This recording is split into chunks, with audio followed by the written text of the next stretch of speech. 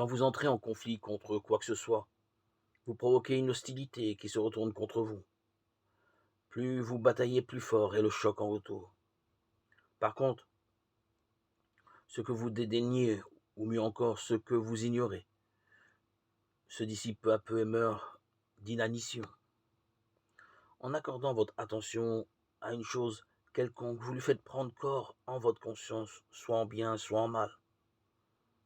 Quand vous affrontez une circonstance négative, la manière scientifique de vous comporter vis-à-vis d'elle consiste à en détourner votre attention en édifiant son opposé dans votre subconscient. Quand vous y êtes arrivé, la situation indésirable s'effondre d'elle-même, comme un fruit trop mûr.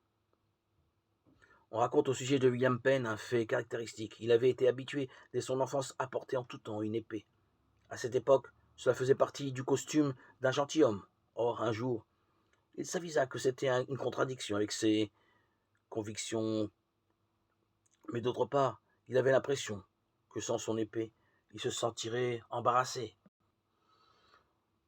Il alla demander conseil. On lui annonça que cesser de porter cette épée était incompatible avec ses idées. Il n'en fut rien après avoir gardé le silence pendant un instant. On lui annonça: gardez-la jusqu'à ce que cela vous soit insupportable. Un an après environ, il sentit qu'il était plus embarrassé de porter une épée que de n'en point en avoir. Il se défit de cette habitude très facilement.